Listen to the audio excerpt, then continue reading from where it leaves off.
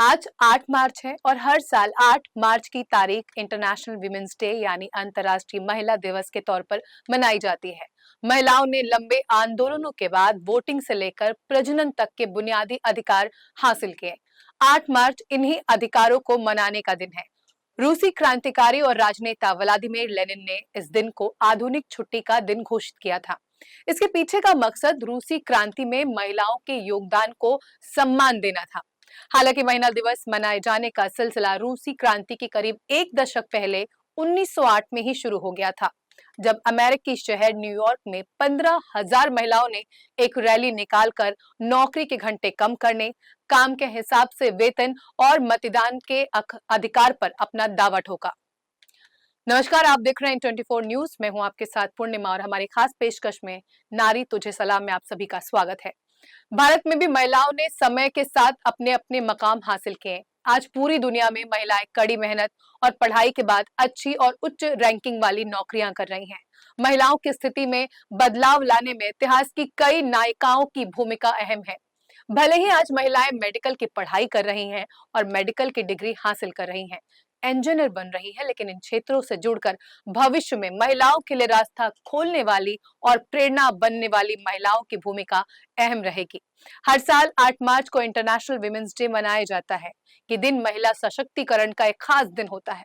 ऐसे में महिला चाहे कामकाजी हो या होम मेकर, अपने प्रेम, समर्पण और त्याग से वो परिवार को एक सूत्र में बांध कर रखने के लिए हर संभव प्रयास करती है।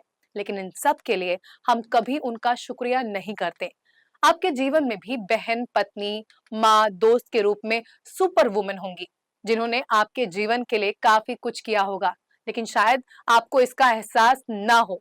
अंतर्राष्ट्रीय विमेंस डे उन महिलाओं को शुक्रिया कहने का दिन है, उन्हें स्पेशल फील कराने का दिन ही नहीं, ये दिन है उनकी अहमियत और उनकी खूबियों के सम्मान करने का भी। आज की इस खास पेशकश में हम आपको बताएंगे भारत की पहली महिला doctor, teacher, train driver, auto driver और पहली पर्वतारोही के बारे में, जिनके हौसले ने न सिर्फ इनको समाज में अलग पहचान दिलाई, बल्कि पूरे समाज में परिवर्तन का मिसाल बन गई ये महिलाएं। और अपने इस खास पेशकश नारी तुझे सलाम में सबसे पहले बात करेंगे आनंदीबाई गोपाल राव जोशी की। आनंदीबाई गोपाल राव जोशी पुणे शहर से ताल्लुक रखती हैं और इसी शहर में इनका जन्म हुआ। पुणे शहर में जन्मी इस महिला ये पहली भारतीय महिला थी जिन्होंने डॉक्टरी की डिग्री ली थी। जिस दौर में महिलाओं की शिक्षा भी दूभर थी, ऐसे में विदेश जाकर डॉक्टरी की डिग्री हासिल करना अपने आप में एक मिसाल है। आइए जानते हैं कौन है आनंदीबाई जोशी। आज पूरी दुनिया में कई महिलाएं कड़ी मेहनत और पढ़ाई के बाद अच्छी और उच्च रैंकिंग वाली नौकरियां कर रही हैं। महिलाओं की स्थिति में बदलाव लाने में इतिहास के कई नायिकाओं की अहम भूमिका है। भले ही आज महिलाएं मेडिकल की पढ़ाई कर रही हैं और मेडिकल की डिग्री हासिल कर रही हैं, इंजीनियर बन रही हैं, लेकिन इन क्षेत्रों से जुड़कर भविष्य में महिलाओं के लिए रास्ता खोलने वाली और प्रेरणा बनने वाली महिलाओं की भूमिका अहम रहेगी। जिस दौर में महिलाओं को घर से बाहर निकलने की भी इजाजत नहीं थी, उस दौर में विदेश जाकर मेडिकल की पढ़ाई करने और भारत की पहली महिला डॉक्टर बनने का श्रेय आनंदीबाई गोपाल राव जोशी को जाता है। आज अंतर्राष्ट्रीय महिला दिवस है। ऐसे में हम आपको एक ऐसी महिला की कहानी बता रहे हैं जिन्होंने महिलाओं के उत्थान के लिए काम किया और आदर्श बनी। नाम डॉक्टर आनंदीबेन गोपाल राव जोशी। आनंदीबेन जोशी का जन्म 31 मार्च 1865 को पुणे के एक जमींदार परिवार में हुआ था। आनंदी का असली नाम यमुना था, जो उनके माता पिता ने रखा था, लेकिन शादी के बाद उनके ससुराल वालों ने उन्हें आनंदी कहना शुरू कर दिया। उन दिनों शादी के बाद लड़कियों का सरनेम ही नहीं बल्कि नाम भी बदल जाता था। ब्रिटिश शासकों ने महाराष्ट्र में जमींदारी प्रथा को खत्म कर दिया, जिसके बाद आनंदी के परिवार की हालत खराब हो गई। आर्थिक तंगी से गुजर रहे परिवार ने आनंदी की शादी महज 9 साल की उम्र में गोपाल राव से कर दी। गोपाल राव की उम्र 25 साल थी और उनकी पहली पत्नी की मौत हो चुकी थी। गोपाल राव आनंदी से 16 साल बड़े थे। हालांकि उनके पति और ससुराल वालों ने आनंदी को बहुत प्यार से रखा। आनंदी 14 साल की उम्र में मां बन गई, लेकिन उनका नवजात बच्चा एक गंभीर बीमारी से पीड़ित था, जिसके कारण जन्म के 10 दिन बाद ही उसकी मृत्यु हो गई।